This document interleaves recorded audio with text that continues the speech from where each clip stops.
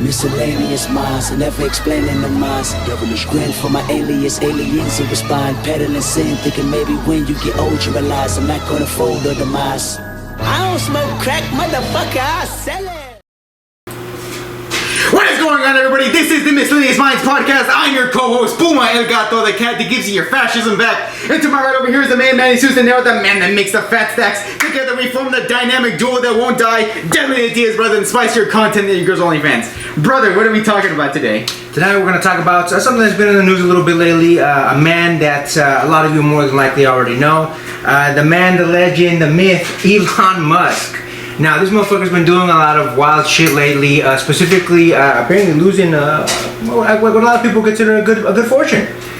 This man paid $44 billion that by most estimates is about $20 billion over for Twitter, which I'm sure a lot of you already know. He's already lost about like a net loss of like $100 billion this year. Of his net worth, yep, I saw that. And a lot of people are complaining about this man, the way that he's kind of running Twitter now, as far as like the verification, for $8, all that good stuff, basically it blowing up in his face. We're going to go into a little bit of all that here tonight. I know that you have a big gripe with this man. I know that you're not by any means a fan, so I'm going to let you take the reins a little bit, and then I'll jump in with my analysis. So going on what was going on recently in his news, so Twitter has been recently bought by Elon Musk, and he has been promising a whole lot of changes that were going to greatly influence the company, which we're about 3 weeks in, and we can already see that it's pretty much going down the shitter. People are saying, like a bunch of users that are saying Twitter is basically dead at this point.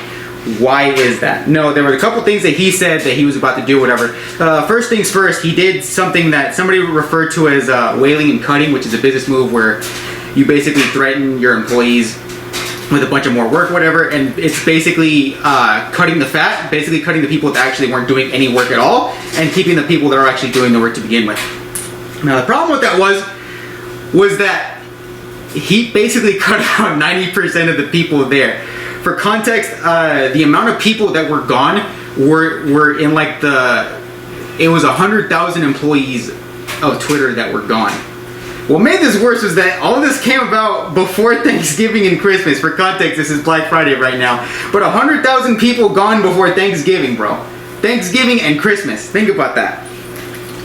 And what made it more humiliating was the fact that some of the people that he fired were actually key, and that they were actually harder workers than they would have thought. So he asked for them back and they said no. Even more so, there was a video out there of a couple of... So he basically put out an ultimatum. He basically put a little timer and basically said, if this clock runs out, you need to tell me that you want your job. Or by the time that this clock runs down, I'm going to assume you don't want your job, you're fired. Get out of the building. There was a video of a couple people that were legit staying there and counting down with the timer.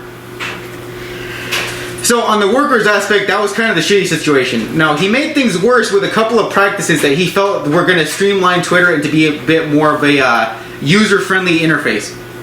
And it turns out it actually did the complete opposite. One of the things that he did, that he tweeted out, was that, we got rid of some back-end services that were basically cluttering up our data logs, and was basically like, it was useless code. We're just going to get rid of it. Now Twitter is more streamlined, it's more faster, it's completely better all around.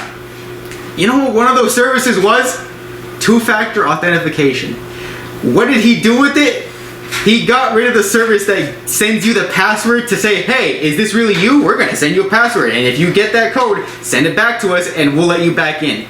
That service is gone. So people are basically asking for their password for... Then adjust your set. Go. People are sending in their two-factor authentication, and they're still waiting on their passcodes to let them back into Twitter. So if they logged out, that's it. And they're done. They're locked out of their account permanently at this point. I think that brings up a good point about the type of people that Elon Musk is. So look, if you look into Elon Musk's history, he never created anything. This is a man that inherited a vast fortune.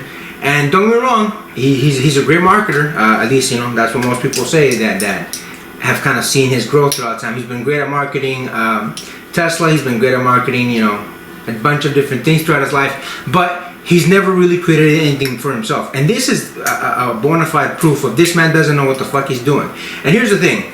I think to a certain degree, a lot of this fake it till you make it shit, I think it does work for a lot of different people, especially if you're a good talker, especially if you can definitely market yourself in a good way. All that, yeah, it applies to a certain degree. But at a certain point, it doesn't work. Now, here's the problem with that. I guarantee you, there's a lot of these people that I have beef with, Elon Musk, Donald Trump, Kanye West, all these dudes have a bunch of yes men around them. So when they say, you know what, I'm gonna do this as an innovation for Twitter or whatever else it may be, everyone around them's like, yeah, that's a great idea, boss, because they're a bunch of fucking yes men. When in reality, this type of problem happens where a vital, needed resource in Twitter, two-factor authentication, gets basically thrown out the fucking window. You see what I'm saying? And then from that come all these problems where, again, a lot of people are apparently having problem logging on to Twitter and all that kind of good stuff because of this vital resource that was previously needed. So I think this is just one example of why this guy is clearly a fucking douche. There was another back-end service that he turned off that apparently people were exploiting, and I don't know how to feel about this because on the like, it makes him look like a fucking idiot, but at the same time, I'm like, yo, that's kind of cool that it's happening. So say you're on YouTube, say you're on Facebook, say you're on not Twitter anymore, but there was a copyright bot in place that if you upload copyright material for profit reasons, whatever. Like, let's say you were to upload, I don't fucking know, the entirety of John Wick to YouTube, or whatever. Unless you were Paramount themselves or the film company that owns it, they would get bots on your ass and you'd be shut down immediately. People are posting whole ass movies on Twitter and like no problem. They're like, it's on there for like, it's been there for weeks now. So they turned off the copyright system. Again, another perfect example of why someone who doesn't know what the fuck they're doing, doesn't know what the fuck they're talking about, such as Elon Musk, why people like that, you shouldn't listen to idiots like this. They're an idea man, but they're not, while they're pitching ideas, they're not thinking of all the information, of all the specifics that go into this fucking idea. And again, I'll be honest with you, I'm no fan of Elon Musk either. I think he's a pretentious, pompous fucking dumbass. That I think he's on the spectrum. If I'm being honest, I think he has some sort of issue that puts him on the spectrum. But you know, these types of issues are exactly why these people should not be put in a position of power. Again, you know, he didn't even do anything with Tesla. See, that's the part that gets me. A lot of people are like, oh, he's the richest man on the planet. Yeah, but he didn't really do anything. He marketed, sure, great. You know, anyone can go out there and say, I'm going to put a man in the moon, on Mars in the next 5 years. And then, oh, great headlines, man in the moon next 5 years. And then 10 years later, still not fucking done. You see what I'm saying? Like, it's one of those scenarios where, and you know, I'll be honest with you, I do this myself a little bit, where you can put forth your great qualities and then hide your missteps. People will always praise you for the good shit, and you know, the bad shit will kind of be unnoticeable. So I feel like people like Musk, people like Kanye West, so on and so forth, they're great at promoting themselves. They're great at presenting the idea, making it look nice and good. But then again, when it comes to the actual specifics of it, it's not there. It's not there. On that note about writing other people's ideas, and he's basically on the notion of people are saying he's an inventor, and he's very, very, very slow to dispel that rumor. On the Tesla thing, for the abstract of what happened for people that don't know, Tesla actually wasn't started by Elon Musk. Elon Musk basically brought the funding to it.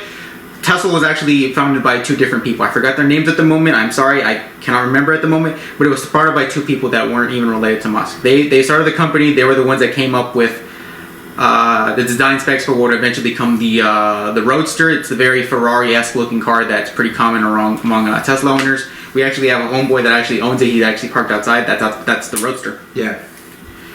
Now Elon Musk was credited with helping create in that thing, but he only really did two very minor things. One of them was issue the patent for the charging port, and the other was just one very minimal spec in it. I couldn't remember what it was, but other than the charging port, that's it. That's all the work he put on the Roadster. Nothing design wise. Just, hey, you should probably do this instead of that. That's it. It is the equivalent of everybody else doing the work on the school project, and he signs his name on it at the end. That's legit all he did. And here's the thing, this is a lot of these people that claim to be the man behind the idea that I personally have a problem with. You know, in discussing this particular topic, we kind of decided to make it specifically about Elon Musk, but if I'm being honest, as this kind of goes on, for me personally, it's really about a lot of these people that have these ideas when really they may just be the face. You know, I'll use a Donald Trump as an example, where he has his name plastered all over these buildings, but in reality, the only thing he has to do with these buildings is his name. That's it. People said, hey, you have a good brand name, let me put it on my building, I'll build it, I'll fund it, you know, and we'll pay you for your name. That's it, nothing else. So for me personally, it's about these people that get all this praise, get all this fame and money for really doing really nothing.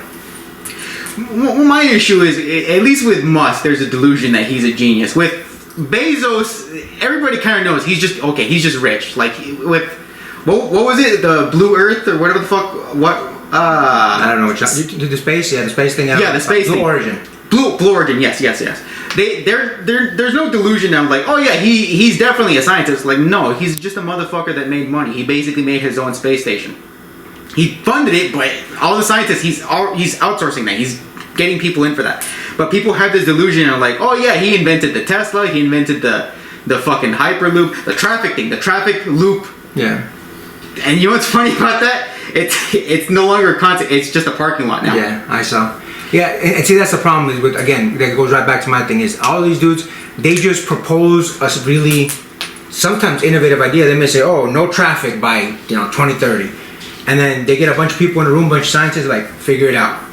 Like, that's all they do. They make the claim. They make the statement. They provide what they think should happen because they view it as a problem in our current society. That's it. And they tell someone else, figure it the fuck out. And then when it is even just slightly figured out, they go and say, look, this is how much progress I've made. And that's the problem that I have with it. You want to touch more up on Elon Musk? Yes. And there was one final point, and it was it goes along with the whole delusion of they're an ideas person. They never really did any sort of work. Like with the Hyperloop thing, the underground tunnel system that was going into LA, which there was a lot of logistical reasons for that, mainly being if your car happens to catch on fire or if it happens to be stuck under there, how fucking a tow truck or EMS or EMT or fire trucks get in there. That's another story. The problem that I have with that is for all the companies he has Tesla, he has Twitter, he has whoever the fuck, SpaceX, all of it. He can all do that failing upward because he came from money.